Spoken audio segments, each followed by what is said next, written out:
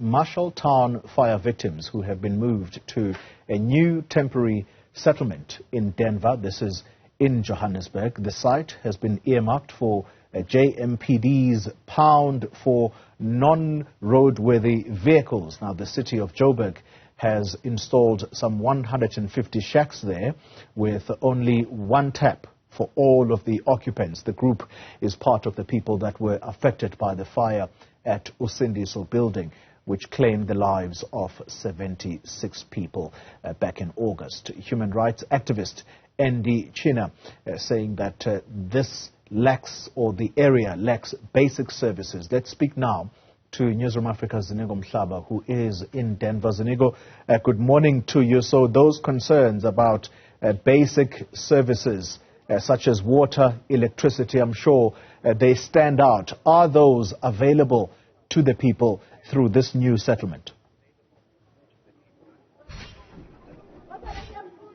Not necessarily, at least most of those are not accessible to the people who are residing here.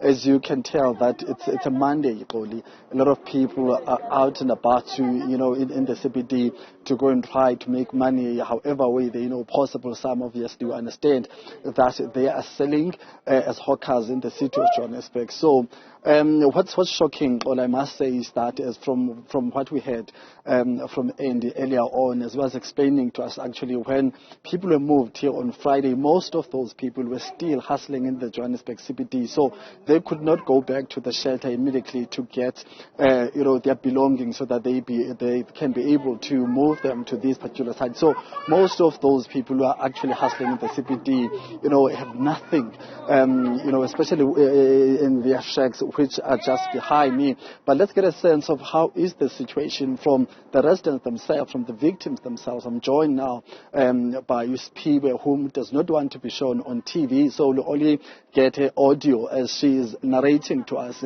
the situation yakhe. Sisimphiwe, Nkosi kakhulu ngexesha lakho.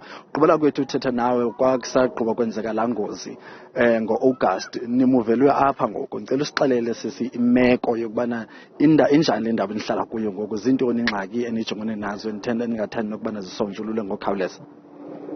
Indawo esihleli kuzo akunagesi, ama-toilet akhona namanzi akhona, kodwa abantwana abancane kumele sibase emlilo phandle masipheka. Manje laba abanye baney'ngane ey'ncane kangangokuthi enake uma ingane iphelelwa ingcenge ebusuku kumele asukume abase ngaso leso sikhathi ngoba ingane kumele idle. And okunye abanye bethu basasele emgaqweni, abanye ababesemsebenzini impahla zabo seza nazo lapha, namanje indawo abakayitholi, babuyele emgaqweni behambe becela.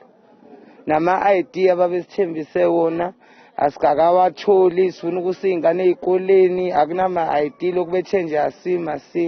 Bafike besibhalisa amagama behambe. So xa ngwalamina nishuya ngayo apha, nani ixelelwe into yokubana kuza kwenzeka ntoni ukuya phambili, izinto ne-information anikwe into yokubana bazawubuya nini, bazokwenzani? Usise sambuza we-human settlement abathuzanele kuyena owasikhipha la eholweni, wasitshela ukuthi asimeni uyosilandela iy'tofu esizoyibasa for isikhashana for abantwana nama-light. Lokhu sisalindile, akabazazi beze bebuye. Lokhu sibona abantu nje singabazi befika, masithi siyabuza kuthiwa bahlala 3 years eholweni, masithi siyabuza kuthiwa abanye bakhishiwe ifletabeni njani, masithi siyabuza ukuthi laba bethu abangakayitholi indawo ngoba nalaba ahlala khona bayaxoshwa, abasiphenduli. So khawusixelele ngabantu abalapha ngaphakathi nokubana ngabantu abanjani, njengoseshilo bana kukho abantu abasuka kwezinye indawo. Ingaba abantu nabo babephazanyiswe ngomlilo, ingakumbi abangaphandle. Ndiyevile kwingxelo ezithi bona zabaziswe apha. Ngabe uyayazi nokubana kwenzeke ntoni kubo, baphi and kutheni bona bengaziswanga apha njengani? Noma ngeke ngize ngazi-ke, kodwa abantu esinabo la ngaphakathi abaningi nje bekusengomama nje abakhulile nobaba nje abakhulile. Ngasibuza ukuthi enake laba abanye bazoncedwa kanjani ngoba nabo abanye amantombazane baze bayasherisana ngezizathu ukuthi angimele bengene kuzo kuwo lamazozo bengalukhungile. Salinde bona bathe bazofika namhlanje bonke. Kuthiwa apha nizawuhlala ixesha elingakanani mama, and ezi ngxaki ezifana namanzi nombane bazawusombulula nini? Babenixelela. Umbani sithema siyibuza bathi ne-Denver hostel ayinawo ugesi, iproject isizoba yi-1 uzoza njengekhala besigubhela ama-drain ngoba ngathi nale ndawo imamanzi. Bathe bazokwenza konke lokho esakubonile-ke sikucelile kuba umpompi ubuyi-1 bas-exthe baba-edile kompompi ngoba sebewu-3. Okay, so basezintathu ngokwethetha sikho. Sebeyilungisile-ke impompi sa-complaina nangazo basilungisela. Okay, enkosi kakhulu. Eyo. That's Simpiwe there, one of the victims of the Marshalltown, just giving us a sense of how the situation is there. In brief summary, just alluding and explaining to us that there are some of the basic things which are very, very important. Also talking about the importance of electricity, saying that there are mothers who have young children whom they need to prepare their food for, and they cannot do that without the electricity. They are forced to wake up at midnight and cook and boil water from outside using wood, but also mentioning that in terms of solving their documents, essential documents such as identity document, as they promised before, that they will get assistance in terms of ensuring that they're able to get those IDs. That has not happened.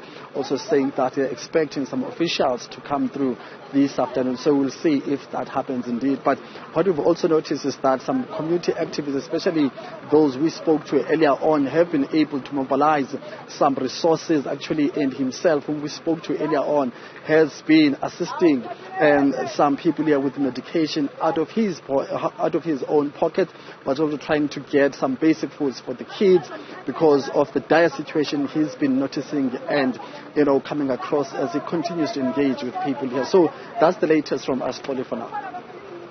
Ziniko Mhlaba, thank you very much live for us there in downtown Johannesburg. A quick